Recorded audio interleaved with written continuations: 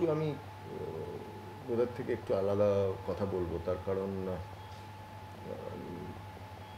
মুক্তধারায় বোধহয় মধ্যবিত্ত ব্যাপার ছিল না, অ্যাক্সিডেন্টে বোধহয় মধ্যবিত্ত ব্যাপার ছিল না। তো আমার মনে হয় যে এই জায়গাটা বোধহয় একটু ভাবতে হবে, বোধহয় বিষয়বস্তুটা নিয়ে একটু ভাবা দরকার। আমরা সবসময় নিজেদেরকে চ্যালেঞ্জ করেছি এবং নিজেদেরকে এমন একটা পরিস্থিতিতে রেখেছি, এমন একটা জগতে রেখেছি যে জগৎটা আমাদের অচেনা জগৎ। আমরা মুক্তধারাতে এই যে আমরা সংশোধনাগারের আবাসিকদের নিয়ে কাজ করেছি, আমরা তো কেউ সংশোধনাগার দেখিনি, কিন্তু আমরা ওই জগৎটার মধ্যে কাজ করতে চেয়েছি। আমরা যখন অ্যাক্সিডেন্ট করেছি তখন একটা অন্য বিষয় আর কি। এবং ভেবে দেখুন যে অ্যাক্সিডেন্ট যখন করেছি, যে বিষয়টা নিয়ে কাজ করেছি, আজকে সারা পশ্চিমবঙ্গে কেন সারা ভারতবর্ষে সেভ লাইফ সেভ ড্রাইভ নিয়ে বিরাট ক্যাম্পেন হচ্ছে, কিন্তু সেটা আমরা 2012 সালে করেছি।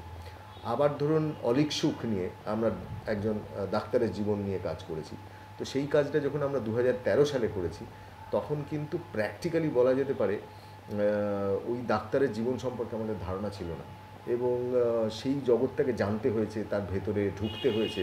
এবং আজকে পশ্চিমবঙ্গে বেসরকারি হাসপাতাল এবং সরকারি হাসপাতাল এবং স্বাস্থ্য নিয়ে সরকারি যে বিল তৈরি হচ্ছে, এই সব কথাই বোধহয় আমাদের অলীক সুখের মধ্যে বলা ছিল। আবার ধরুন আমি রামধনুর ক্ষেত্রে আমরা বলবো, আমরা স্কুল অ্যাডমিশনের ওপর কাজ করেছি। আজকে স্কুল অ্যাডমিশন নিয়ে তোলপাড় চলছে সারা ভারতবর্ষ জুড়ে আর কি।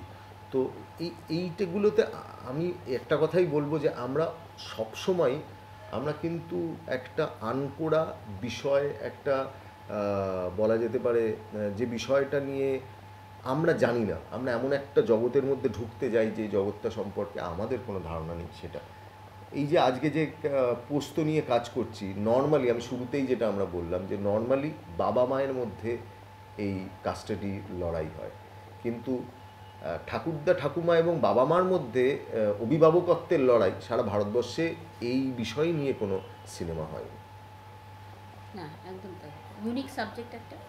আমরা প্রত্যেকটা সাবজেক্টের মধ্যে একটা ইউনিকনেস খুঁজতে চেষ্টা করি এবং একটা ইউনিক সাবজেক্ট নিয়ে কাজ করতে আমরা পছন্দ করি আর কি। নতুনত্ব কিছু একটা থাকলে আমার মনে হয় ছবিটার ইন্টারেস্ট বাড়ে আর কি।